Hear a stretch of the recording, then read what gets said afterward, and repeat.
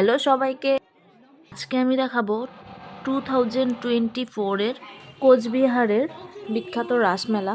আর এবারের মেলাটা কেমন হলো সেটা তোমাদের দেখাবো পুরো ব্লগ জুড়ে। যেহেতু কোচবিহারে আমার পিসির বাড়ি, তাই আমি পিসির বাড়িতে থেকেই 3 দিন মেলা ঘুরেছিলাম। কোচবিহারের এই রাসমেলা এতটাই বড় হয় যে একদিনে সম্পূর্ণ ঘুরে শেষ করা যায় না। আর তাই প্রথম দিন আমি আর দিদি চলে গেছিলাম সন্ধ্যাবেলা মেলা ঘুরতে। তবে আমাদের মেলা ঘোরার থেকেও প্রথম দিন উদ্দেশ্য ছিল খাওয়া দাওয়া করা। তাই প্রথমে ঢুকেই আমরা ফার্স্টে ফুচকা খেয়ে নিই। ফুচকা খাওয়ার পর আমরা রোল খাই এই দোকানটা থেকে। এখান থেকে রোল খেয়ে আমরা আবার ঘুরতে থাকি যে এরপর কি ভালো কিছু খাওয়া যায়। আর এর সাথে আমরা একটু মেলাটাও ঘুরে দেখছিলাম। তারপর আমরা চলে আসি এই স্টেডিয়ামের সাইডটাতে।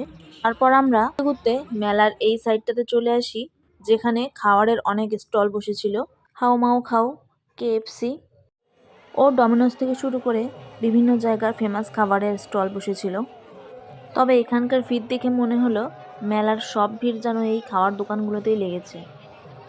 সে যাই হোক, ভিড় ঠেলে আমরাও ভিতরে ঢুকে গেলাম খাওয়ার অর্ডার করার জন্য। দিদি এখান থেকে অর্ডার করেছিল চিকেন ফিঙ্গার, যার দাম ছিল 100 টাকা, যেটা খেতেও বেশ দারুণ ছিল। তারপর আমরা চলে আসি এই দোকানটা থেকে পিঠা খেতে। এখান থেকে আমি আর দিদি পাটিসাপটা আর ভাপা পিঠা খেয়ে বাড়ির জন্য পপকর্ন আর বাদাম কিনে বাড়ি চলে আসি। এটা ছিল আমার দ্বিতীয় দিন মেলা ঘোরা। দ্বিতীয় দিন আমরা বেশ অনেকেই ছিলাম, পিসি পিসা, আমার দিদির শ্বশুর শাশুড়ি সবাই ছিল। আগের দিন যেহেতু আমরা স্টেডিয়ামের দিকটা ঘুরেছিলাম, তাই পরের দিন ঠিক করেছিলাম মদনমোহন মন্দিরের দিকটাতে যাব। তবে মেলার এই দিকটাতে ছিল ঠাকুরের পূজার অনেক জিনিসপত্র। আর মদনমোহন মন্দিরে ঢোকার জন্য এখানে মহিলা পুরুষদের জন্য আলাদা পথ করে দিয়েছিল। তারপর আমরা ঢুকে পড়ি মদনমোহন মন্দিরে। আর এই ছিল রাস। এখানে সবাই রাস ঘোরাচ্ছিল, তাই আমরাও রাস ঘুরিয়ে নিই।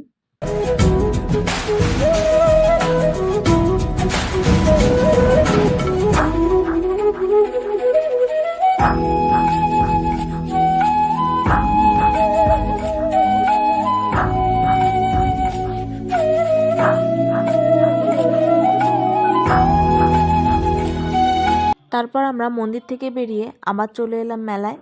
এখানে মাসি তুলসীর মালা দেখছিল আর ঠাকুরের জিনিসপত্র সব দেখছিল। তারপর এখান থেকে গোপালের ড্রেস কিনে নিয়ে সামনের দিকে চলে আসি। এখানে প্রায় সব কিছুর দোকান বসেছিল, জামা কাপড় থেকে শুরু করে সব কিছুর। এখানে এসে টুনটুনের একটা বেলুন দিয়ে হচ্ছিল না, তাই সে সব কালারের একটা করে নিতে চায়। যাই হোক, ও কোনটা ছেড়ে কোনটা নেবে বুঝতেই পারছিল না।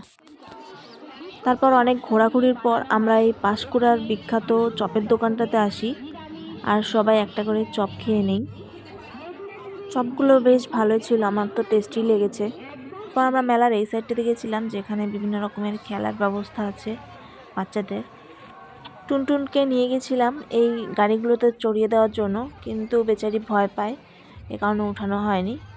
কিন্তু ওর মার খুব ইচ্ছা ওকে একটু গাড়িতে ওঠাবে, এই কারণে ওর মা সহ ট্রেনে উঠে গেছিল। তারপর ট্রেন থেকে নেমে আমরা আবার এই দোকানটাতে আসি ভাপা পিঠা খাওয়ার জন্য। সবাই মিলে একটা করে ভাপা পিঠা খেয়ে নেই। যদিও ভাপা পিঠাগুলো একদমই ভালো ছিল না, আমার তো একদমই ভালো লাগেনি।